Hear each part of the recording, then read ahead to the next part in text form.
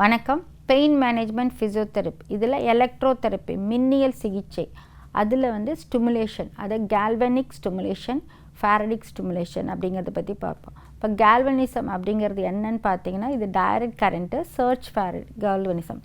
இது என்ன பண்ணும் அப்படின்னா, ஒரு இடத்துல நர்வ் கட் ஆயிடுச்சு, அதுக்கு கீழே அந்த நர்வோட ஆக்ஷன், மசில், அந்த ஜாயின்ஸ்லாம் அந்த இடத்துல யூஸ் பண்ண முடியல. இப்போ இங்கே ஏதோ ஒரு கட் ஆகிடுச்சு, ஒரு ஆக்சிடெண்ட்டில் ஸ்பைனல் கார்ட்லையோ இல்லை இந்த இடத்துல ஒரு ஆக்சிடெண்ட் ஆகிடுச்சு, இந்த கை வேலை செய்யலை. அவங்களுக்கு டெஸ்ட் பண்ணி பார்க்குறப்ப அந்த நர்வ் வந்து ரொம்ப டேமேஜ் ஆகிருக்கு, அது சர்ஜரி பண்ணோம், இல்லை சர்ஜரி பண்ணிட்டாங்க, ஆனால் கனெக்ஷன் இன்னும் வரல. அப்படிங்கிறப்ப இந்த கேல்வனிசம் அப்படிங்கிற அந்த கரண்ட் மூலமாக நம்ம அந்த மோட்டர் பாயிண்டில் அந்த நர்வையும் மசிலையும் ஸ்டிமுலேட் பண்ண முடியும்.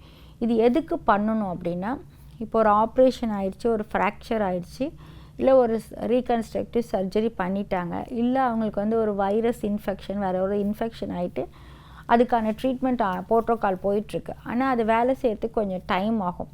ஸோ அது வரைக்கும் இந்த பகுதி வேலை செய்யாமல் இருந்தது அப்படின்னா அந்த இடமே சூம்பி போயிடும், ஜாயின்ஸ்லாம் பெயின் வந்துடும், டைட் ஆகிடும்.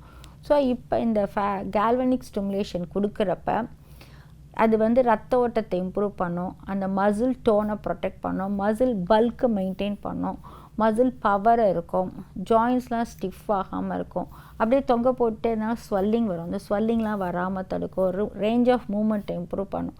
எல்லாத்த விட அந்த அந்த உறுப்பு அசைதுனா தான் பேஷண்ட்டுக்கு வந்து ஒரு சாட்டிஸ்ஃபேக்ஷன் இருக்கும்.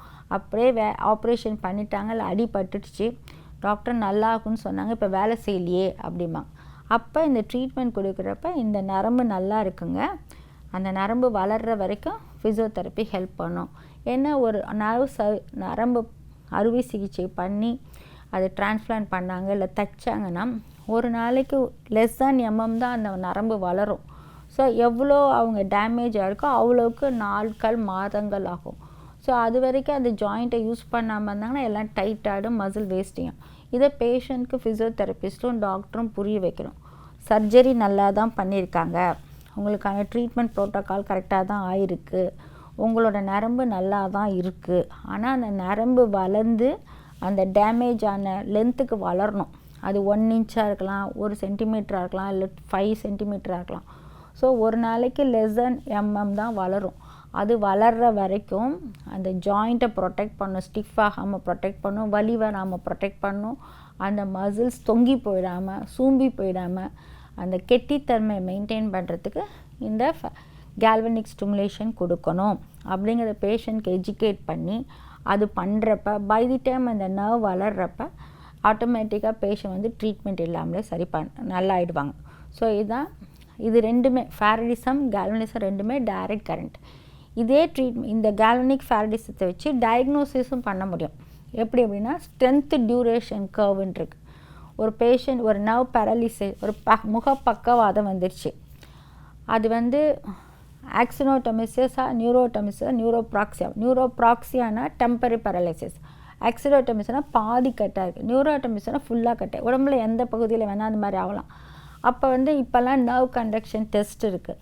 ஆனால் இந்த ஃபிசியோதெரப்பியில் இந்த ஸ்ட்ரென்த் டியூரேஷன் கர்வ் பண்ணுறப்ப ஒரு பர்டிகுலர் இன்டென்சிட்டி, பர்டிகுலர் ப்ரோக்ராம் வச்சு அந்த மோட்டர் பாயிண்டில் மினிமல் ஸ்டிமுலேஷன் வர்றப்ப ஒரு கிராஃப் மாதிரி வருவோம், ஸ்ட்ரென்த்து டியூரேஷன் வச்சு கிராஃப்.